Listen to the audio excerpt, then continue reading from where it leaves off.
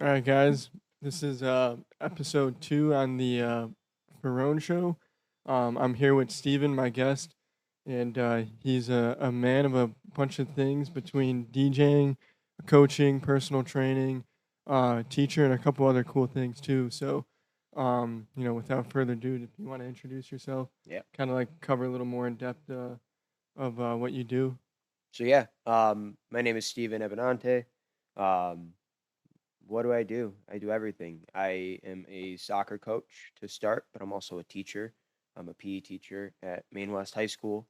I also coach at the high school, so I also am a soccer coach, DJ, uh, personal trainer, and also private train for soccer. Run my own DJ business, but also now um, growing on the soccer side of things as well. I've been doing DJing for about 12 years. Been coaching for about 9 now. I'm 22, so got into it really young. Started DJing when I was 11. In March, it'll be about 12 years that I'll have the business open. Um, and that's where it all really started is with my dad. My dad really instilled that passion and drive to continue moving forward and DJing to start, but also just playing soccer. So as a player, um, I played really everywhere, and then complemented that with all the side hustles that I do. So So with the DJing side, you started at a young age. Did you always have like a love for music, or how did you kind of get into that? Or did someone like maybe throw the thought out there of like, hey, you like music, like try that, at such a young age, and now you're still doing it, 12 years later. right. So how it all started for me was I always loved music. Big Italian family, so going to different um, events, listening to the Italian music. I would always be the first one to get up, start singing, dancing. And so then my dad was using this software called Virtual DJ. I was 11 years old at the time, and as he was doing that, um, I was peeking over his shoulder, and I said, "Hey, what is that?" And then I took it over and just started mixing around. He's like, "Hey, would you want to get your own DJ controller and start mixing it up?" And I go, "Let's do it." So then the first purchase that my parents did was basically buying me a DJ controller, buying me two speakers, and a couple lights. And they're like, "Start with this and let's see where you go." So I was 11 years old. By 12, had my first gig. By 15, I was doing different like philanthropy events for college at Elmhurst University. And um, it really started to grow from there. My dad would come to me at all those events, um, and he would just come with me, help set up, help me with the paperwork side of things. But then it really started to grow. By the time I turned 16, then my dad started handing me more responsibility. I would go back to my middle school and do events there, and I still do. Um, and it started really from a little software my dad um, was using, and then it grew, and I started growing it from Now, when you were, so you said it started taking off around like 16 years old. there. From 16 to now, how is like the volume of like events, you know, been over time, and Yeah, like have you increased like the quality of like your equipment? Are you still using the same stuff? Like are you doing anything differently that you were maybe doing when you were 16 and now you're 22, 23? yeah, yeah. I having, of course, improved the equipment I've used. Bought a couple new speakers a couple years ago. Um, Bigger, obviously more expensive. That comes with the business, but um, the main difference between what I was doing at 16 versus now is just confidence and really understanding what I'm doing behind the DJ booth, um, and really being able to connect with people on another level. Right, that's what you're doing with people in the dance floor. Right, that's your goal as a DJ is to try to keep everybody there for as long as you can, and that's all in the selection of music, but also the way you're talking to people um, on the dance floor. Right, um, song suggestions and whatnot using different softwares to make sure you have um, basically a plethora of different song selections that you can pull from. So a giant library Right. of songs, because so it sounds like not every software has every available song. Correct. Is that what That's it's correct. like? Yeah. So like, Apple Music tends to connect with a couple different softwares.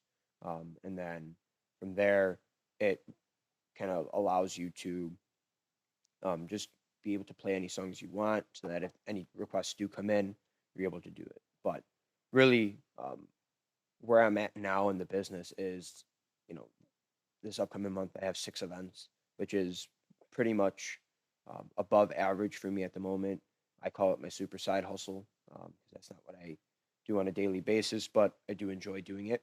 And it comes down to the events that I'm doing are not super big events, but they're events that I am passionate about. So I'm very passionate about being around um, kids. So a lot of my events are basically geared towards, park district events for young kids that are, an H2O night, for an example, where the middle school kids are coming in, they're having a pool party, and I'm playing music in the background, and they're having so much fun in the water while I'm playing music and they're dancing, and it's cool atmosphere. But what it comes down to also is a lot of people, a lot of DJs want to get into the club aspect, and that's really not my focus. My focus is to connect with many park districts because then that also unlocks different connections that I create, not only for DJing but for soccer, for personal training, private training, and all that. So you really like strategize the way you're taking this approach, where your niche isn't in the club scene; it's more in like the youth scene or park district scene, like like you were saying. Um, and then the other thing that I thought was pretty neat that you were saying, like the biggest thing that helped you kind of progress over time was confidence, and like the networking aspect, and um, like having building the relationships with the people like on the floor. So like for someone that maybe just got started, is that like maybe one primary thing they should focus on is like that building the relationship, reading the crowds, and like being able to pivot, like if you kind of sense the vibe is not, where you want it to be. 100%. Yeah, I mean that's the key to DJing is being able to read the room, being able to understand the crowd in front of you, right? I've also done plenty of, Italian American parties where, they want the Italian songs and that's perfectly fine, but then that's not going to be every event that I do. And I have to know that and I have to realize that and I have to realize I'm not playing the music that I only like. I've been playing the music that the crowd likes so that they can enjoy the party.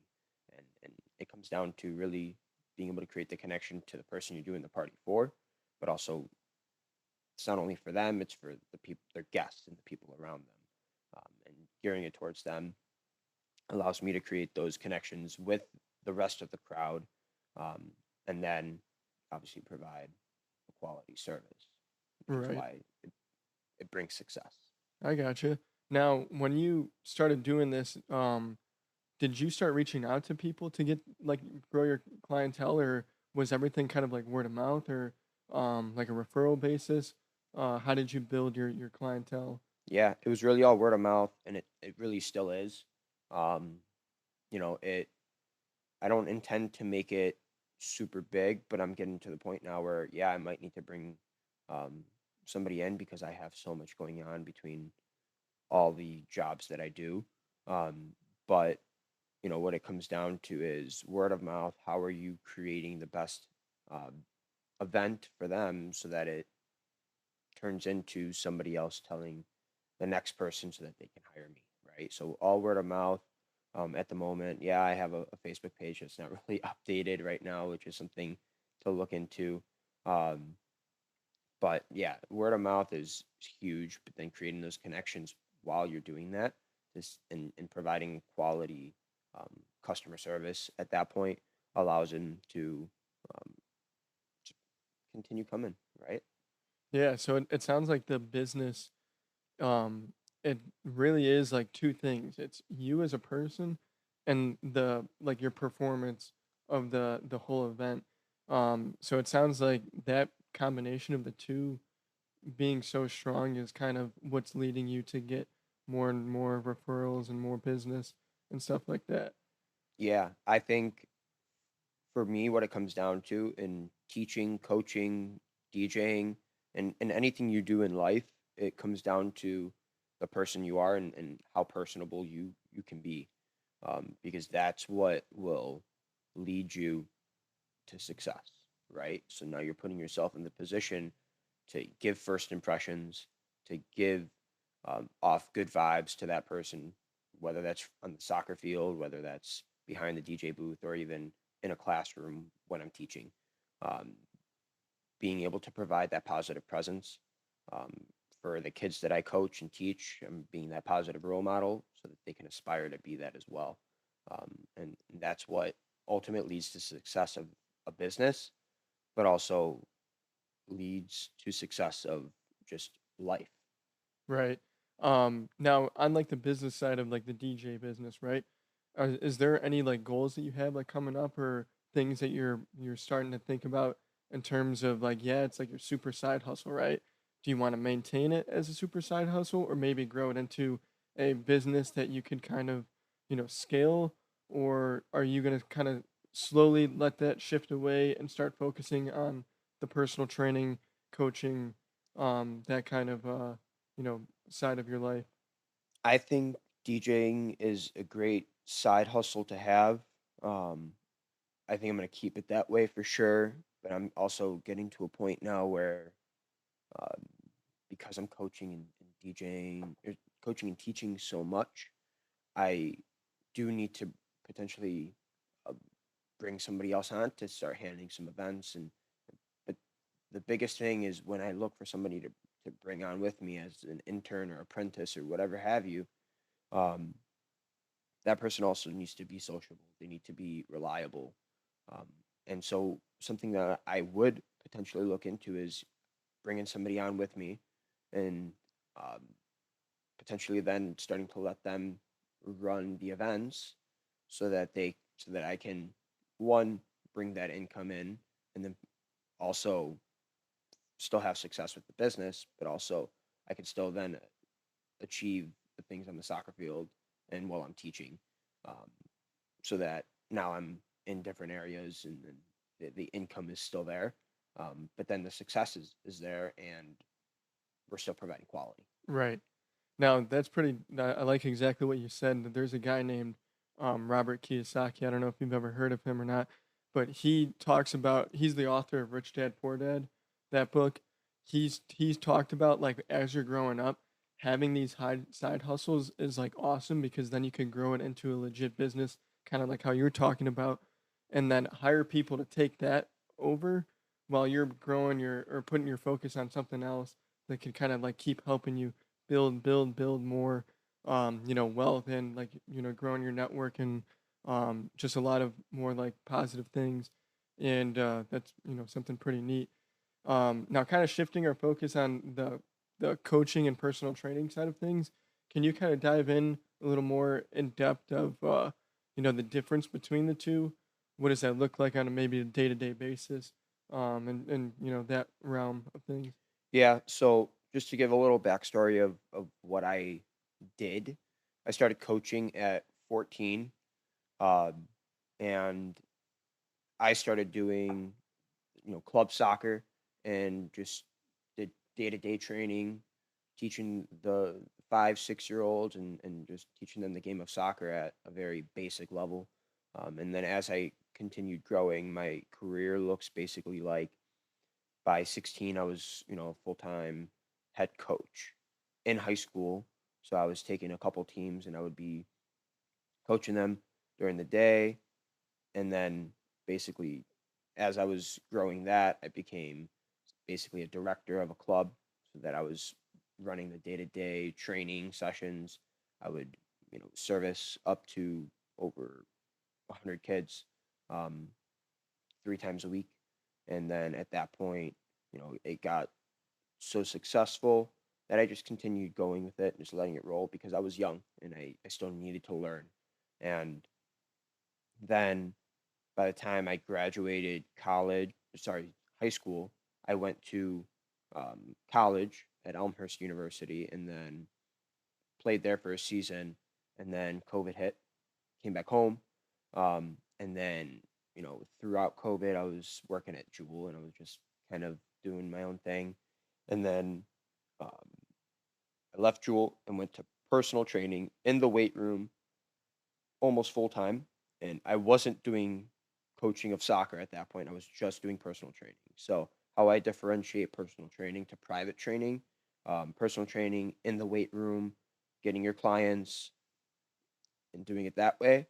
But then private training, how I view that is, one-on-one small group training, but geared towards soccer. So private soccer training is for me geared towards soccer. And then, the personal training is on a personal level, one-on-one with my clients. Um, that's how I differentiate the two.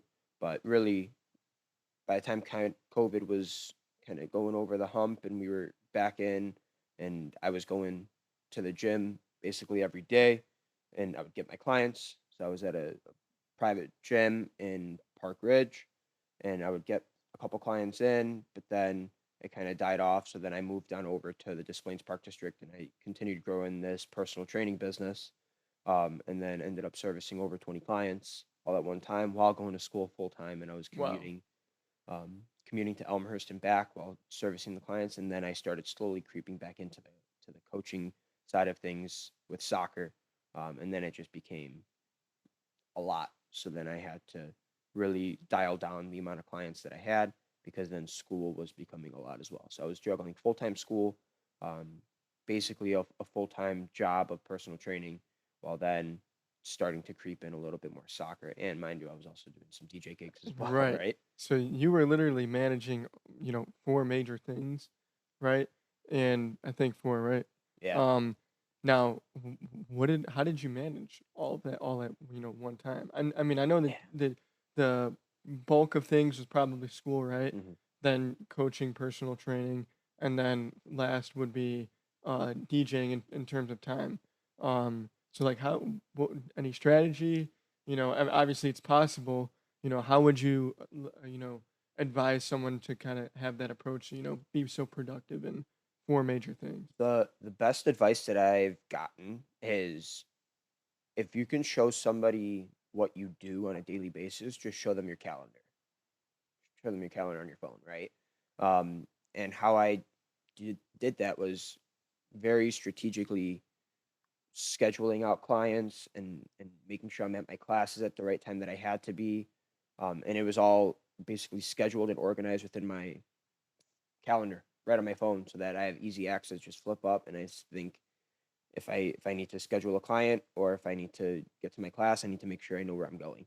And so, if you want to um, show what you prioritize in life, just show somebody your calendar and it'll really It'll kind of, sink in. yeah, exactly. Now, if people were late, like, were you kind of like, hey, like, we're gonna have to cut this session short. I have other obligations I'm committed to. Like, how did you approach that, or was that something that led you to filtering the type of clients you were taking in? How did you manage that? Um, l- People come in late all the time. Clients came in late, and it's a normal thing. Life happens, but that did lead me to filter in how many clients I can take, and also the types of clients I was bringing in. Because if I had a client that was not coming in on time, then I really had to have that one-on-one conversation with them and say, listen, like this is not going to work. Um, but there were times that, and especially at the beginning of my personal training career, it wasn't that I could say no to them, but I had to foster that relationship to make sure they start coming in on time and hold them accountable. That was part of it, right? They're coming into this journey, and they're in a vulnerable position because they're putting their health and wellness in my hands. That was my job as a personal trainer, right? Um, and if I was very strict with them, that would lead to them just leaving, and then that would give me a bad rap. So I really did try to work with them. I really did try to make sure it fit well with their schedule, hold them accountable, just like they're holding me accountable for the job that I'm doing and the quality that I'm providing. So it came down to really creating that connection with them, and then we found success that way until then coaching career really started taking off a couple years ago now. I came back to the same club that I started at, and then What's the name of that club too? that club is Junior Warrior Soccer Club. So I went to school at Maine West High School, and we had a junior program called Junior Warrior Soccer Club, and that kind of funneled into Maine West. All those players really went there. There was a couple that didn't, but it for the majority, it everybody went to Maine West. So we started playing all together. Players would play together up until really their eighth grade year, and then they would go to high school and start playing. And the cool part is now I am coaching all those kids that I started coaching when I was 14. Those kids are now, sophomores and juniors, and some of them are even seniors. And I just got to coach them on the varsity squad this past year. So that was something really cool that I coached them when they were 8, 9, 10 years old, and then didn't get to see them much between then. And now by the time they're 16, 17, 18 years old, I'm the one coaching them on the varsity squad, which is honestly heartwarming for me because I was able to create those connections with them and their parents as well. Right.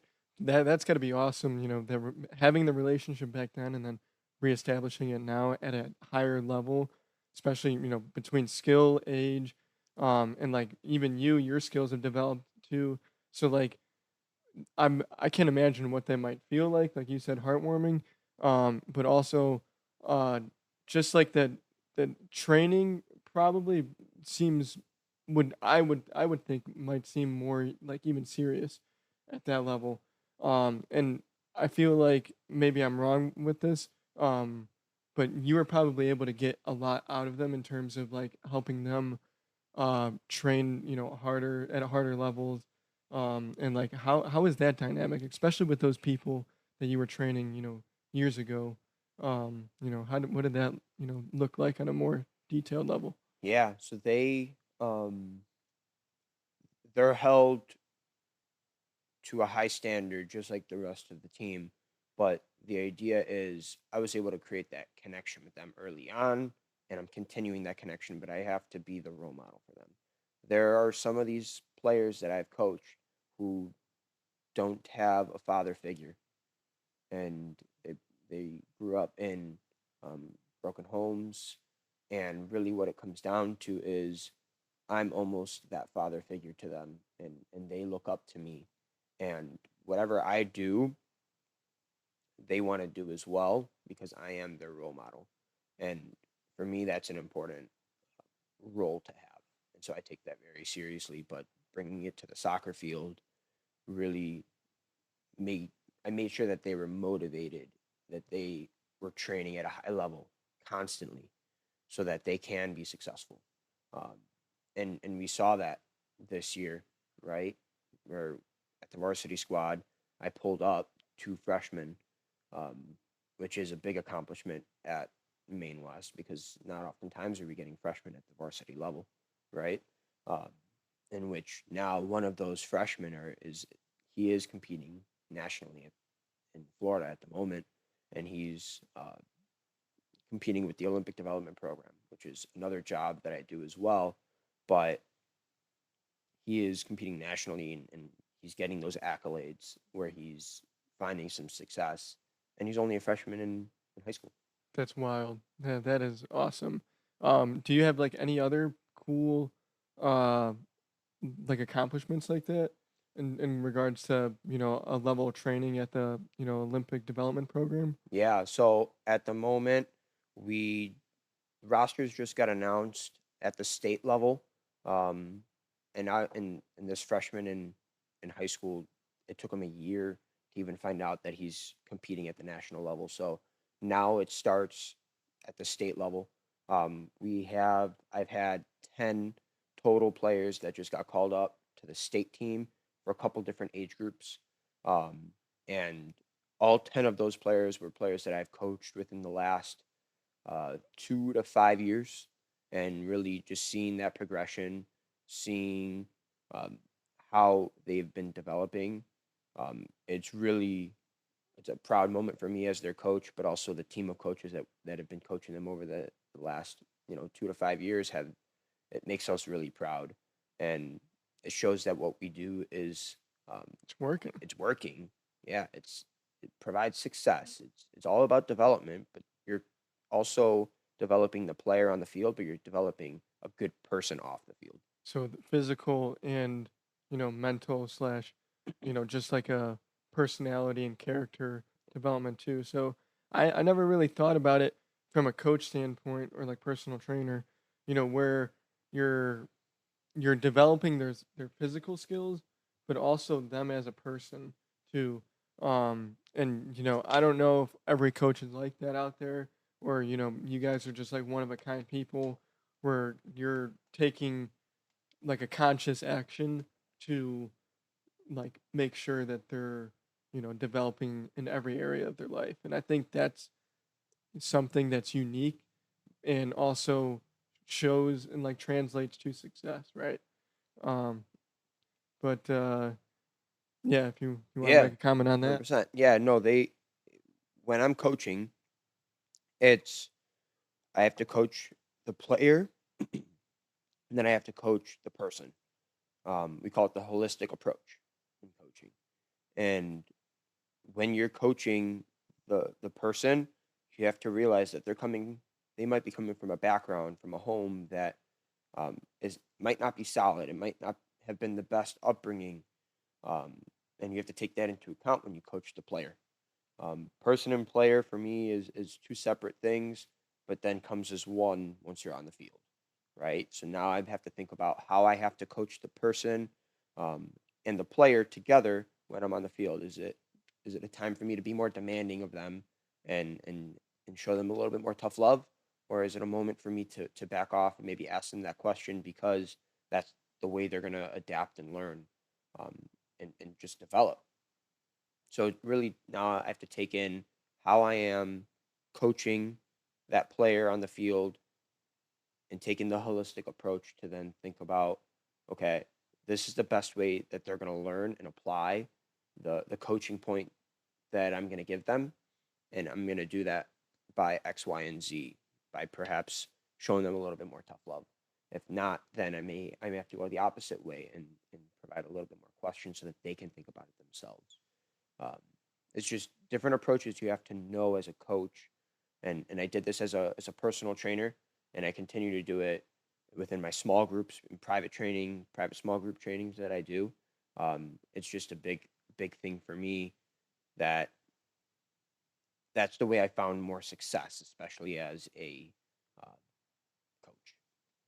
Now, it seems like, is that approach like across the board for everything, or is there anything different that you do with coaching, private training, and personal training?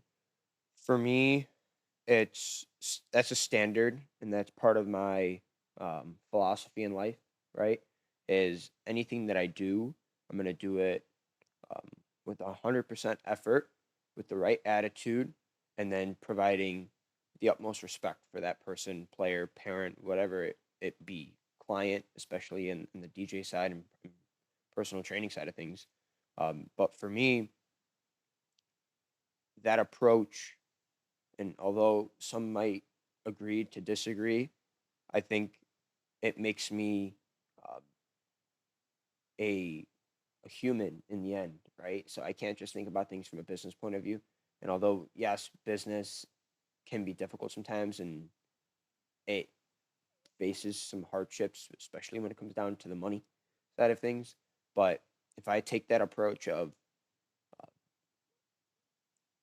the holistic approach of thinking beyond just the money, that is what's going to provide me success in everything that I've done thus far, and then that puts me in a good position to then create new connections wherever I go. So you're not like, money is not even at a top priority in when you're approaching these things. It's more of, how do I maximize the most out of whatever it is, if it's a team, individual player, an individual client, or a group. um and is that something that you've always done, or did you learn as time goes on?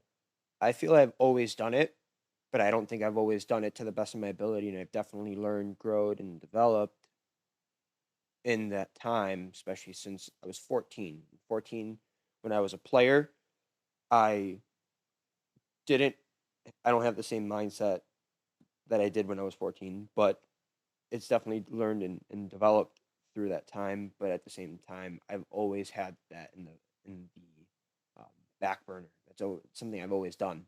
Um, Is that something that you were grown up around, or and that's why it's always kind of been there, yeah, or is it something that because of the people you were around growing up that also influenced you? Like kind of talk about a little bit on yeah. that side. Um, it's a great question, actually. I've grown up in a very Italian, tight knit family, and when I have that as my upbringing, that is my first instinct um, to bring out when I'm coaching, DJing, um, teaching, and for me, that that soft aspect, if you will, um, allows me to find success because I'm easily able to connect with people, no matter the hardship they're going through or the success that I'm finding. Um, it's really kind of unexplainable, right? It's difficult to explain because it takes a certain person to do it, um, and it takes a certain personality trait to bring out that you're easily able to make that connection, right? When we Right. talk about the first impression Yeah. in someone, and so when you're thinking about that, like that's my first thought is when I go and shake somebody's hand, what's their first impression of me, and this is what my first impression is of them. And so, I was listening to a podcast and like thinking about the position that you are putting yourself in will ultimately lead you to create a big network, right? We talk about networking and stuff like that. It is very important that whatever you do, obviously having your own business as well, you have to create the network, but in that business, in that realm of um, the type of business you're doing. For me, I have so many hats that I put on that I'm creating a teacher network. I'm creating a coaching network. I'm creating a DJ network. That way I can make myself as well rounded as possible. And then that puts me in a position that I'm very open for opportunity as well. Yeah, I like the way how you described it, where you're putting the different hats on, and each hat is almost like its own network too. But at the end of the day, it almost because it's a small world, right? It it kind of like intertwines in its own way at the end of the day, um, and because you're kind of like traveling these different directions and career wise, um, I feel like, or would you be able to say that's also kind of led you to those different opportunities like you were talking about, you're shooting for those different opportunities. I get asked all the time by family, friends, hey, Steven, how did you get that opportunity? Right? It's about knowing people. And this is something my brother in law, Chris, has always said to me. It's not about what you know that's important. It's about who you know to get your foot in the door. But what you know will show that person what you need to be successful. Right? So for me, I'm a full time PE teacher. I took a long term sub position and I'm teaching physical education right now. While I do that, I'm coaching for a club called Chicago Rush. So I've transitioned a little bit and I'm coaching for Chicago Rush. And then I'm also the assistant varsity coach at Maine West. So to complement what I do at Maine West as a teacher, coaching there, and then I'm also coaching club, all while doing private, small group, one on one training, and also DJing on the weekends, right?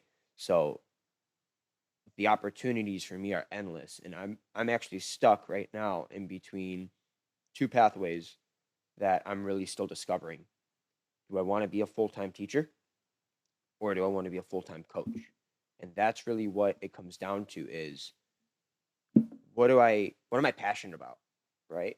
Super passionate about soccer, but ultimately I'm passionate about providing the best um, outcome, the best service to players and just the youth. We'll generalize it as the youth, right? Whether that's a 5-year old or an 18-year old, I want to be able to provide the best service, but also um, be the best role model that I can be for them. And there's value in that, whether that's being a coach or whether that's being a teacher. And so that's the avenue that I'm stuck in between. I can be a full time coach with Chicago Rush and potentially a new college offer that's going to be coming through soon. Um, or I can just become a teacher and I can coach as well with teaching. Um, but as we know, the high school game is always changing, and maybe it's not the best schedule all the time because you're playing 3 games in a week sometimes, which is so hard on your body. But the college game isn't going to be any different, and neither is club. So these different avenues that I have are kind of putting me at a crossroad a little bit. But of course, I'm blessed to have those two opportunities. I just have to make sure I pick the right one. Right. Now, one kind of backtracking a little bit when it comes to like um players, is there like a player development thing that you kind of you know do you approach every single player the same or to kind of develop their skills or and now you're doing this across high school and club and is there anything else outside and college too? Yeah. um So like when you got those three groups, obviously they're three different levels. Is it the same approach at all three levels, or because some levels are higher than others, you're kind of gonna, stick your foot in the ground a little further to kind of really dig out the best of that person. Yeah. I think you touched about it a little earlier, but I kind of want to see if there's Yeah. more into that. So I'm gonna bring in my DJ hat a little bit on this. Is I need to be able to read the room, right? And that's a quality that I've taken from my DJ business that I need to bring into my coaching. Um, I start off, and my first initial approach is, soft, kind of, get to know them, get a feel for them, and then after that, I can figure out what the next approach is. Do I need to be a little bit um, harder on that player because um, they're okay with developing that way and they're okay to respond that way, or is it because they have a hard upbringing? Do I need to then maybe go opposite of that and maybe ease off? Um, and as I touched earlier, it really comes down to understanding the player, but also understanding the person that that player is. So my initial approach is always kind of soft, but then I adjust as needed so that, you know, I can figure out what the best way of development is for that particular player. Do you ever ask them if like what their goals are and like to maybe help and guide them, coach them to reach those goals, or do you kind of um look at it from a team standpoint of okay, what do we have to do as a team to reach the team goals, or both? It's definitely both. Um, I I take the individual player and develop them so that they can provide for the team. The team has its own goals and ambitions, but then that player has its own goals and ambitions. And how I take the approach is when I'm in season, I really take time to focus on the team because the camaraderie of the team, the team culture, that comes to play when you're on the field. And how I approach that in the off season is a little bit different. And I really take time to meet with each player on an individual basis. Like right now, I'm going through senior meetings and junior meetings. For those seniors that are graduating in May, what I'm doing with them is I'm taking time to meet with them to talk about their goals and what they want. And are they wanting to play college soccer? Because obviously, I've now created an avenue for them to do that. Now, starting to coach at the college level. Um, and so what comes of value is, since I'm putting myself in the position of, coaching club, coaching high school, and now coaching college, is if a player wants to be with me, the value is they can come play with me, and I will coach them, and I will develop them from age 5 all the way until age 22 when they graduate and walk the stage and get their diploma in college. If that's something they really want to do, I'm able to do that with them, and that comes of value not only for me but also for the player, and that the player comes first. And so um, that approach is uh, allowing me to help them find success. Right. Now, you talked about developing a culture on the team. How do you have an influence on building the culture of a team? And if there's any specific examples or things that you do to develop it if it's not already there, or if it's a bad culture, you're trying to shift it Right. to really bring a good team dynamic to on and off the field. Creating expectations from the start is what I do to start to create the team culture. So now, when I think about, there was a bad culture and now we want to make it good, that's going to take time, right? Um, When you say time, are you talking about years or months a, or weeks? Great question. That could be, it could be years, but in the um, essence of coaching, and especially competitive sports, so even at the college level, and not so much at the high school level, but or the club level at all. Um, but like once it gets competitive at the NCAA level, if you're not providing results, you the door opens up and you're out, Yeah, right? So that is almost forced. You have to create that team culture relatively quick. But then at the club level and at the high school level, that could take years, seasons, and that's going to be okay because your job's not necessarily on the line gotcha. to a certain extent, right? But if you're creating bad culture to the point where players are being negatively affected in the classroom, that's when things can turn.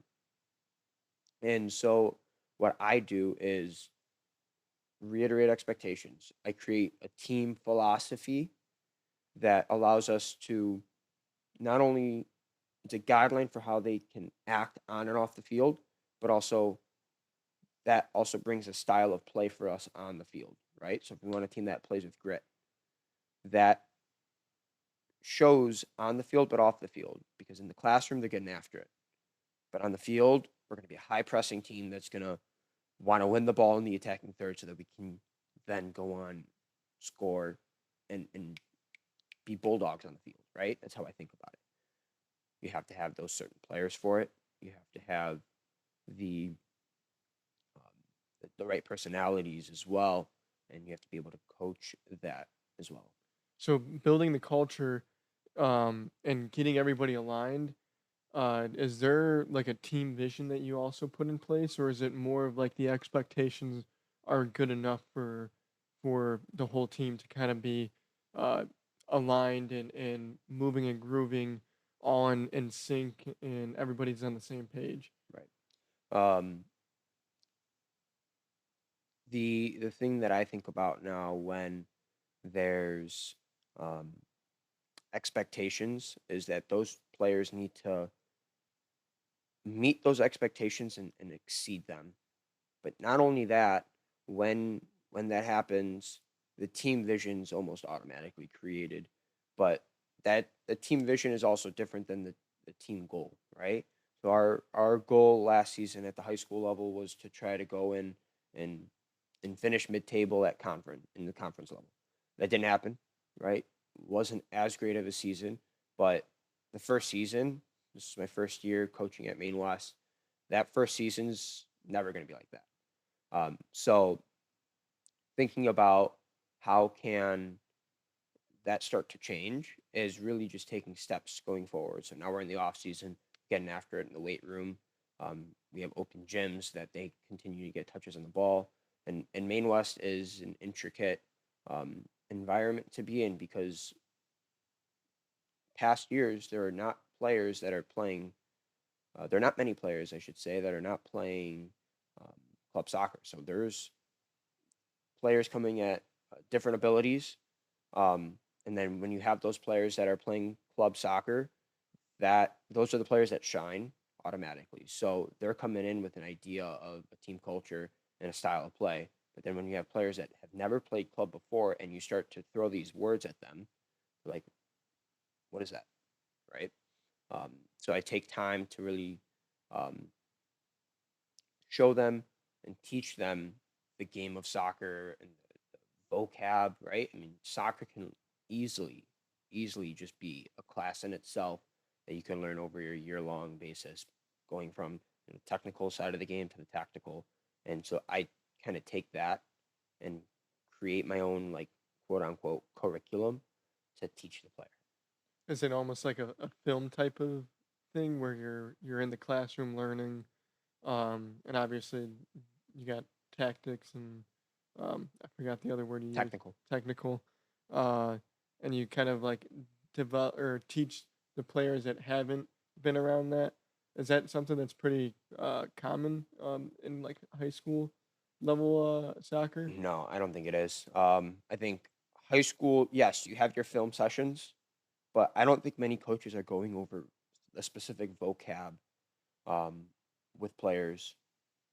There's a number system we use in soccer that describes the formation we play, and when I'm walking into the team, not many of the players know them, right? So if I'm telling them we're playing a 4-3-3, and I need my 4 and 5 to create um, a bit of depth to receive ball and then move forward, they're like, "You're speaking a foreign language. What are you telling me, coach?" Right? So then I take time to specifically tell them who on the field are the 4 and 5, so that they can understand that, break it down to its fundamentals, and then that's how we're able to build off of that. It's difficult in the first year. As seasons go forward, um, I think we'll really find some success. But then now thinking about how can I apply that to the college game, right? That's my next step. When I do that, it's really going to be another level of players might already know this. So now how can I make it next level for them, right? So now I'm dealing with the different levels and abilities, and I need to be able to adjust and adapt to that as a coach. Now, are there any like challenges that you've faced over the years, whether it's coaching, personal training, private classes, that you faced and like how you overcame them? Yeah. Um, in coaching, parents are always there. So I think parents are always a challenge that us coaches face. Um, but my approach to parents has always been a positive one, um, because I'm educating the players as much as I'm educating the parents, and I take that approach. Um, and again, that's a little bit more of a soft approach because if a coach comes in all guns blazing towards the parent, that's when the parent gets defensive and their kid leaves with the parent. But if I take the educational soft approach to say, hey, this is what we're doing here, this is the steps we're doing to take them there, that educates the parent. And then once that happens, the parent's on the same page as the coach and the player. And then that creates an overall Like a unity. unity team, better team environment, right? Um, Unfortunately, it didn't happen as much on the high school side of things. It's a very big thing that happens in club soccer, um, because obviously high school, you're not paying for your kid to be there. College, yeah, you're paying for your kid to go to that college, but you're not paying for them to be on that team. They can easily leave the team if that's the scenario. Um, at club level, what happens is the parents are paying for their kid to play, no matter what team they're on, A, B, C, whatever team, and then they feel some sort of entitlement to their child's development. Makes sense. yes, you're paying for a service, but the coaches are there to do their job so that they can improve the player. So now, not only are you trying to improve the club's culture, now you're trying to improve the team's individual team, right? So at Chicago Rush, for example, that's the new club that I'm working at, um, and I have a U18 boys team, and it's filled in with like U17, U18 players. Parents are not really involved in that because they're high school boys. They drop their kids off, or the kids drive themselves there, and that's that. But at the younger ages, when you have almost 500 kids in the club, it becomes that you have to educate the parents so that the overall soccer environment can start to improve. So now you have parent education, you have player education, and then you have coach education. And that's something we do as coaches, is to start improving and learning new ways to adapt to the game, but also teach. That's awesome. It's a always constant learning process among the three areas: players, coaches, and the parents. Um, that's I never really thought about that. And I mean I've played sports growing up, but I've never had that experience where the parents were on the same page as the coaches and the players. It's more of been my personal experience has been more of a player and a coach dynamic, and then the parents are kind of just like spectators, right? But now looking back at everything that you've done, are there any like major accomplishments or just like general like insights that you've kind of like gained um over your career in like the sports and athletes Yeah. section of things? Um, well, on the coach's side, um, I just officially obtained my national C license with the United States Soccer Federation. What does that mean Um, for someone that doesn't know? right, yeah. So that means there are different levels of coaching, and I don't know if this was if it's the same in like baseball or even other sports across um, other platforms, but for soccer, the United States Soccer Federation has created different levels of licenses that you basically take, um, and their courses, different lengths depending on the level that you go, and you always start off at the grassroots level.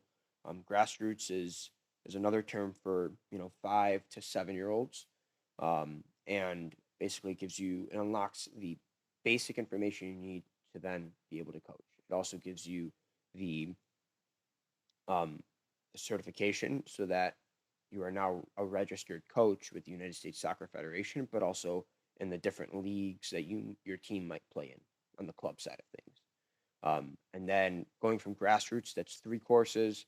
They're basically 3 days long, so they're quick ones, um, and basically just allows you to get that certification so you can coach. Doesn't go too far in depth, but it goes in depth enough so you're starting to understand the players that are in front of you. The D license, that was a course that was about 12 weeks long. Um, for me, it was hybrid, so it was part online, and then I had a couple days, um, or a 1 day thing that was in Rockford, Illinois, and I went there, and we basically had our in-person portion where we had to present our training session that we created and learned over those 12, 13 weeks. And then I had now just gotten my C license, um, and that's a 16-week course, and it basically unlocked, ways, film analysis, for example. That's how are we analyzing game film and then presenting it to the players, and then using that to plan for our training sessions and for the next game that we are facing.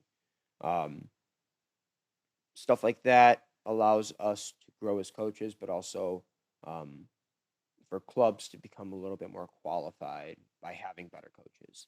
So is Um, it not mandatory to have a license and be a coach? yes, Like yes, it is mandatory. Yes. yes, Okay. yes, it is mandatory. Um, it's mandatory to have at least your grassroots. Now, anything above that, your choice, depending on how far you want to take the game. I'm at my C license. You can go all the way up to your A license. Now, there are a couple different A licenses. There's the A youth license and then the A senior license. A senior license means that you're going to be coaching at the college level. Um, Unlocks a ton of information. It's a year-long course, um, with a couple different um, in-person portions in different cities.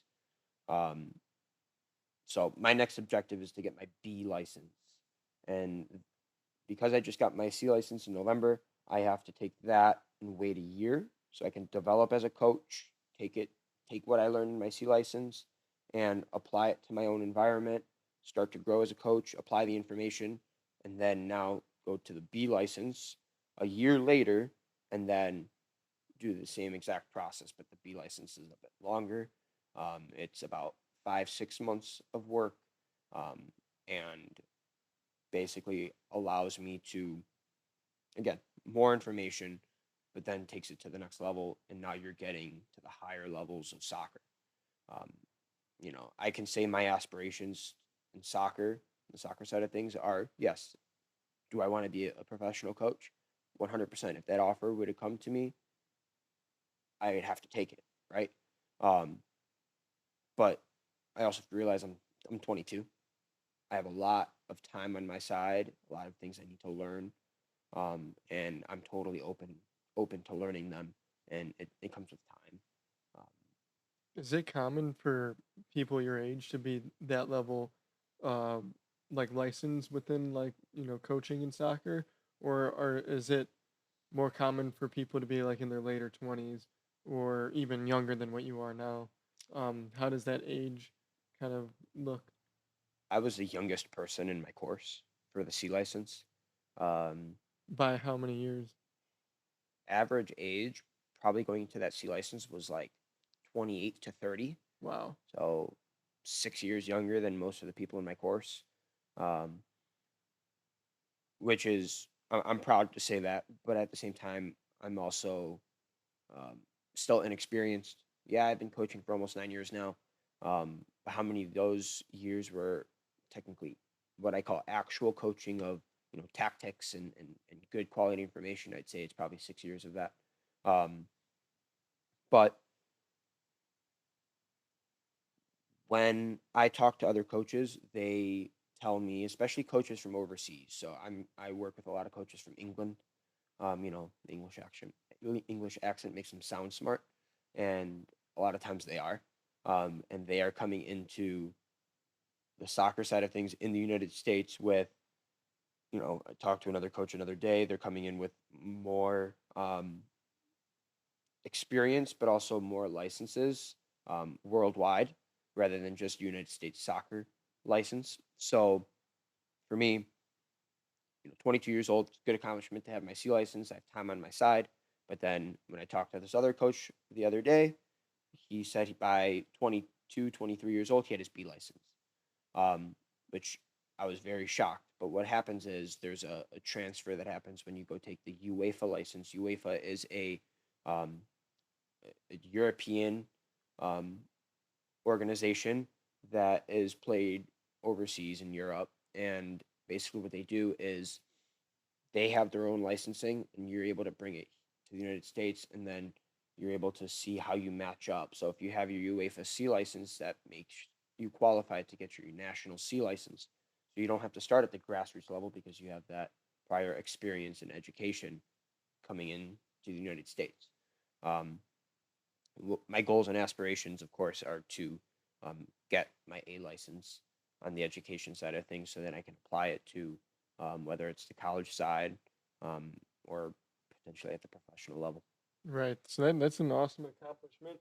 Though at 22 years old, are there any other like major accomplishments or even at any level of things that you're excited that you were able to do or other things that you're looking to do in the future? Yeah, I mean, I'm excited to start to get into the college side of things, having played a little bit of college soccer. Um,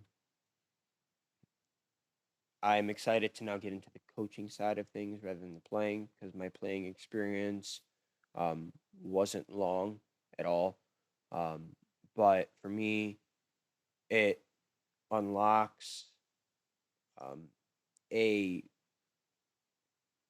want to continue what I didn't finish in my college years. And so, college years, I walked away from playing soccer um, because I wasn't mentally there, really. Um, but now that I'm older, 4 years older, 4 years later, I'm mentally ready to get into the college game as a coach and provide that positive experience for the players. Um, that is uh, shown, especially that positive interaction that I give those players is shown when I'm recruiting and scouting them at different showcases and events, but also just when I'm contacting them and in contact. But I'm in contact with so many players now, right? But they also know that they can reach out to me with anything they need. Even if I don't know them on a personal level, it allows me to still create that connection with that player, but also the parents as well. Um, and you know, the biggest accomplishment that I have thus far is, yes, I've coached high school soccer on the varsity side of things, um, but and I've gotten into the college game. But ultimately, I my biggest accomplishment is to say I'm doing everything that I love to do, um, and I'm going to continue doing it that way, and continue bringing the passion and the drive in the classroom, on the soccer field, but also on the dance floor as well. Yeah, that's awesome. For people that are starting to consider to maybe be a coach, personal trainer too, is there any advice you would give anybody that's just starting out or thinking about starting? Absorb as much information as you can, be willing to learn, and have an open mind, because yes, you might be coming in with some certain experience and you might know that certain information, but there's more to that information that you're going to know. And for me, the success that I have found is I'm going into an experience having and being confident in myself with knowing the information, but I know there's more to know and understand. And so I'm my suggestion would be go in confident, but also go in willing to learn. And any experience that you do, um, whether it's starting your own business, or getting into coaching, um, be willing to learn, listen to other people's experiences as you grow. Is there any resources that you would recommend to anybody starting out? Yeah, on the coaching side of things, I would talk to the Illinois Youth Soccer Association. Um, you can talk to um, the United States Soccer Federation. You go on their website, you talk about and read different articles about how you can get started. Um, Different podcasts to listen to. I listen to Modern Soccer Coach Weekly. I listen to the High Performance Podcast. Listen to those. Those are a great way to start to get into coaching. Um, and the last one I can leave with is the United Soccer Coaches. Um, is an organization that provides another set of licenses and information. So it's slightly different than United States Soccer Federation licenses. It's their own set of licenses that are geared just slightly different, but still good information to learn and absorb, um, so that you can be as well rounded as possible. Nice. I'm sure that anybody interested in getting into it's gonna appreciate that a lot. Um, so now, kind of looking at everything from like a higher perspective, a lot of what you've done is business oriented in a way. Um, is there anything that like on the business side of things that you've learned? I mean, we're both young, 22. Obviously, we have a long, road ahead of us, but there's definitely a lot of people around our age or even younger Mhm. that are probably going to be listening to this and are interested to start their own business, or they're in certain financial positions, and they might not have someone that could advise them, to kind of navigate and get into a better situation. So, if there's anything in that topic that you wanted to touch on or share, like of your experiences? Yeah. That'd be awesome. So obviously 22. Um, I'm coming out of college, having just graduated. So student loans are a big thing for me. Um, it's not stopping me from doing what I love. I'm doing what I love, and I'm also getting compensated for it. So that's the best thing that I can get. And yeah, I have the idea of student loans in the back of my head. Um, but the biggest advice is, you know, continue finding the passion that will ideally end up getting you compensated.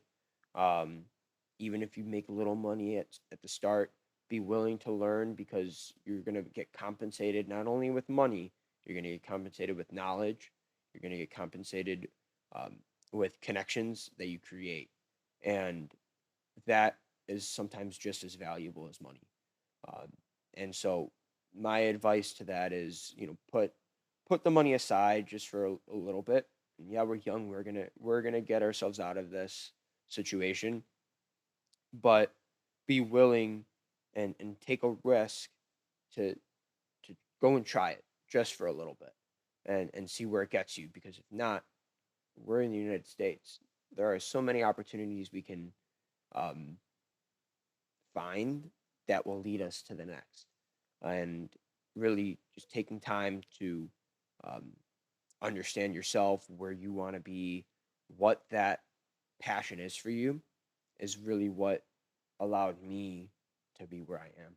Yeah, absolutely. And I think it's a big blessing that, we live in the United States. Opportunities are endless here. You just have to put yourself in a position to, attract them, right? And like one of the ways that we could do that is with connections, networking, taking risk too. If you don't take risk, you're not gonna be able to put yourself in a position to have an open opportunity. And while we're young, we're 22 years old, right? Mhm. Both of us. We might think that we have a lot of responsibilities, but in reality, we don't. The more we get older, the more responsibilities we're gonna start getting, and then we're gonna realize, okay, maybe I should have taken that risk when I was younger because I didn't have, the obligations and Right. responsibilities that I do at, I don't know, 26 or 30 years old. People are starting to get married, starting to have kids. They're moving into a new home, so they have more expenses. So stuff like that you might not be thinking at a young age right now, but it's gonna basically happen in the future. Um, you know, Look at that situation that you're in, realize that okay, this is the time that if I'm thinking about starting something new, I got to do it now.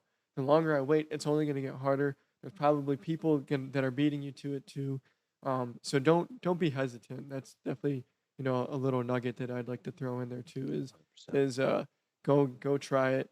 You're never gonna know if you really like it if you don't try it, or at least take some sort of action to start figuring things out. Because the more you stay stagnant, that's the worst that someone could do is not do anything. It's better to do something and it might be wrong than to not do something and never learn from it. That's another thing that I like to throw in there. I like to think, especially I did this more on the soccer side of things and teaching. Um, but the saying that I use is that education complements experience, and experience complements education. And so, if you're not in a position where you can um, go and do something and gain that experience, then go do something to educate yourself so you can experience it. Um, that would be the next thing that I'd like to add in is when you go out for a job and you go and interview and they tell you don't have enough experience for this, well, on what to what extent do they need to have this certain amount of experience? Well, if you have the education that complements it, that might make up for that experience to a certain degree. So really starting to think about how um, you can educate yourself to become a better um, person with experience, better worker, and whatever it is that you're doing, whether it's coaching, whether If you're a laborer, you have to become better at your craft and whatever it is. Um, and even if it's starting your own business, there's a certain way you have to run that business so that it's successful, and you have to find what that thing is. Absolutely. Now kind of coming to a close with things. Is there any other things that you kind of want to throw out there from, past experiences, future endeavors, or just anything in general? And yeah, Yeah, I would like to say that do everything and anything to get yourself in the position you want to be in, right? So putting yourself in that position will allow you to create different connections. And I've done that with getting to know people and connecting and really just putting myself out there and getting vulnerable, making myself vulnerable in different scenarios. So for me, these soccer connections I've created are very important to me, but I'm not done now. I'm going to continue putting myself out there by going to different conventions, by talking to different people, or even sending a quick text to somebody I really don't know. But I'm going to put myself out there and say, "Hey, I'd like to get to know you a little bit more." So that would be my um, experience that I would continue, and then allow me to succeed. And that's what I would say to anybody listening to this is um, make yourself vulnerable, let yourself put yourself out there, and let yourself just be free in that aspect. I like that. Be free and being vulnerable. I think that's a big thing, a key thing too, of to make or see some sort of change in your life. You gotta be open to it. Throw yourself out there. So I really like that a lot. Now, if anybody wanted to reach out to you, or contact you, and any aspect of what we talked about, is there any ways that people can contact you? And Yeah, then I'll throw them in the description as well. The perfect. Yeah. tags. You can email me, steveabbinante@gmail.com. You can um, find me on Instagram, Facebook. Facebook is Steven Abbinante. Feel free to add me on Instagram. You can get me at Coach Steve Abs. Um, DM me. More than willing to respond. Connect to anybody. Again, my network is just as good as um, yours. If you're willing and wanting to chat to talk about some more endeavors, feel free to reach out. Awesome. Well, I appreciate you coming on. I love this a lot. So we'll wrap it up with that. So thank you guys for tuning in. Thank you. Appreciate it. Thanks.